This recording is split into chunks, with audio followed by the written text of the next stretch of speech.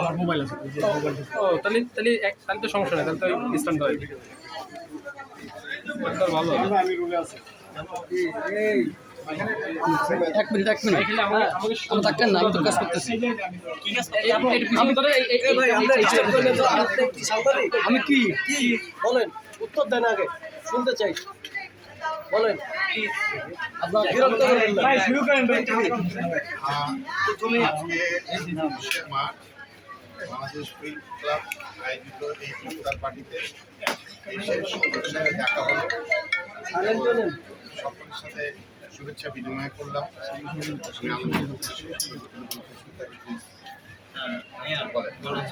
অনেকদিন পরে আপনি মাঝে আসছেন, এখন একটা অফিসিয়াল একটা দায়িত্ব নেওয়ার উদ্দেশ্যে আসছেন,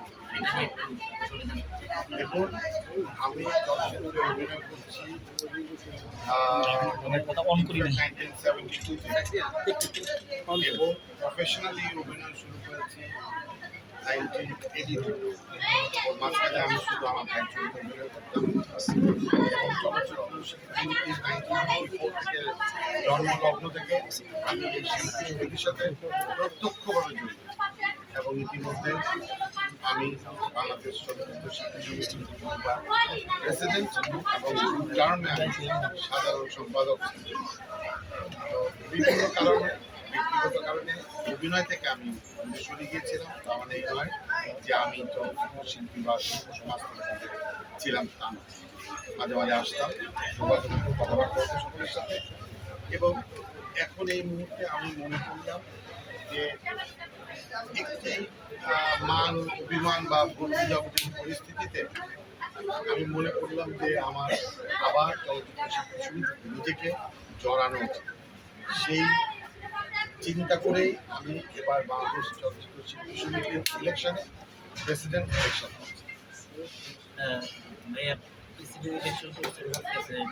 থাকে না যে আমাদের এই সময় ইলেকশন আসলেই শিল্পীরা আমরা খালি মুখেই বলি যে আমরা আসলে একে অপরের বন্ধু, শিল্পীরা ফুলের মতো পবিত্র, কিন্তু ইলেকশনকে সামনে রেখে বা ইলেকশনের সময় এই যে বৈরিতার সম্পর্ক আমরা দেখি না।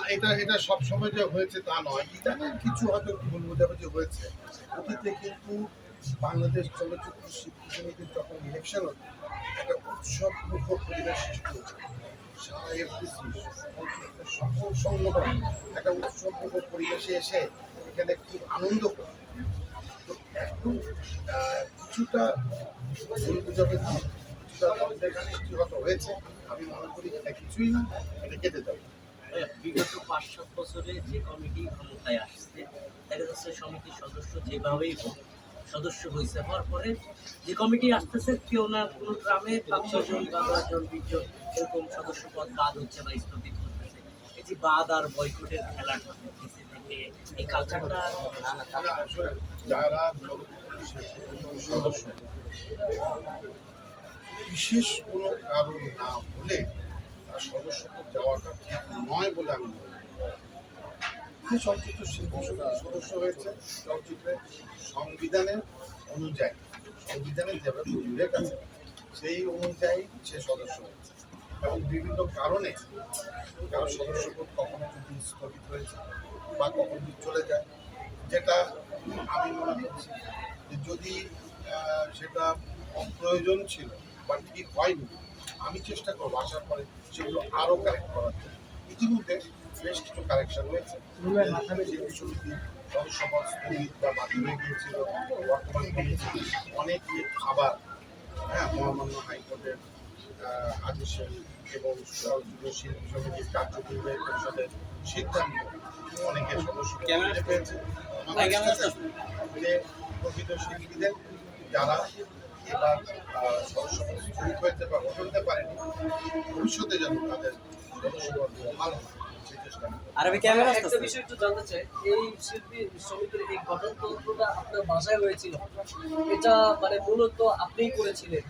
এখন তো মূলত আমি মানে আপনার কমিটি সহ ছিল, সো এইটা এখন এই অবস্থা মাথাটা একটু আমি একা না, সেখানে আরো গুরুত্বপূর্ণ অনেক সম্মানজনক শিল্পীরা ছিলেন ওই মুহূর্তে প্রয়োজন ছিল যে একটি রেজিস্টার্ড কার্ড সমাজ কল্যাণের রেজিস্ট্রেশন করতে হলে একটি ঠিকানার প্রয়োজন।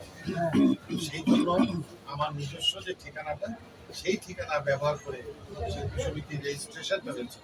এটা এমন কোনো বড় ব্যাপার নয়।